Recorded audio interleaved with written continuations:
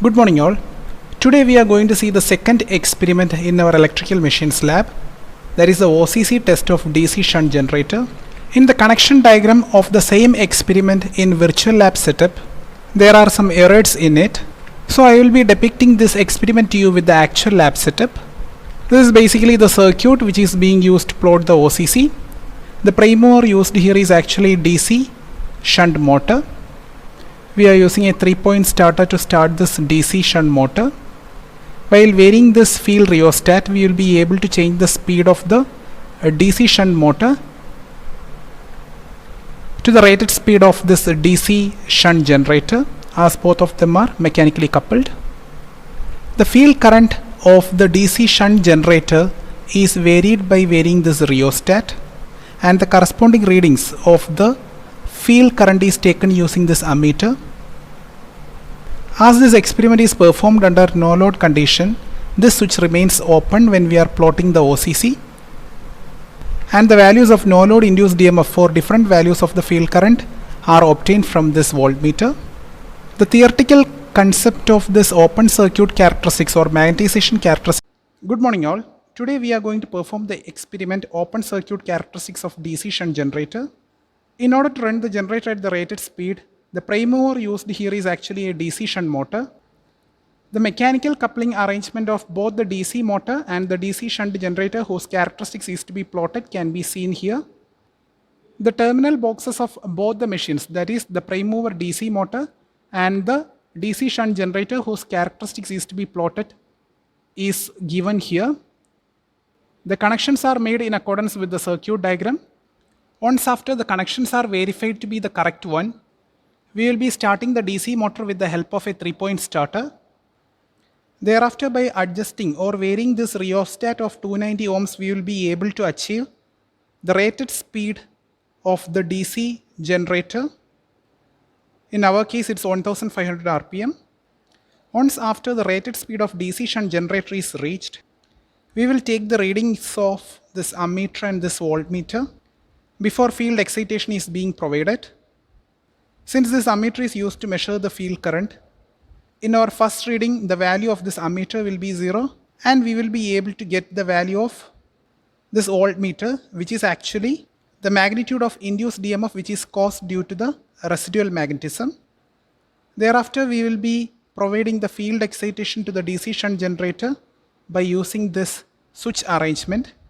When this particular switch is getting turned on, the field system gets excited in the case of this DC shunt generator. Thereafter, by varying this rheostat of 500 ohm, we will be able to change the magnitudes of field current, and the corresponding no load voltages can be measured by using this voltmeter. So by varying this rheostat, we will be able to vary the value of field current, and the corresponding values of no load EMF can be obtained by using this voltmeter. After noting down the readings in the tabular column, we can plot the OCC by using the field current readings along the x-axis and the no load induced EMF readings along the y-axis. So now we are going to conduct the experiment. In order to start the machine, we are using a 3-point starter.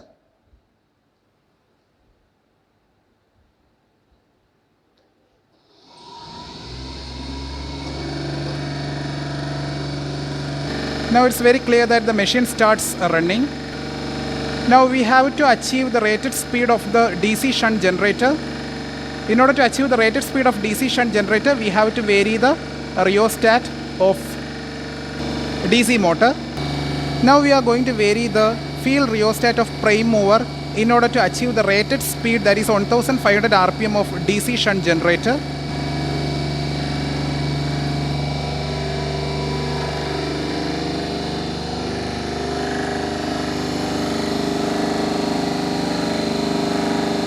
The speed measurement is achieved using a tachometer.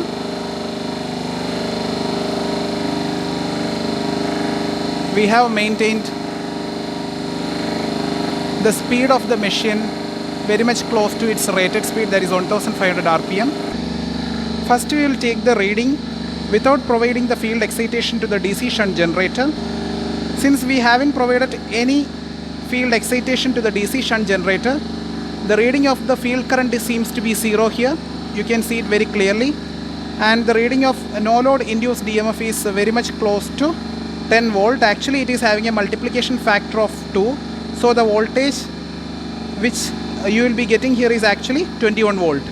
This induced EMF is actually due to the presence of residual magnetism in the self-excited DC machine. Now we are going to provide the excitation to the DC shunt generator by closing this switch.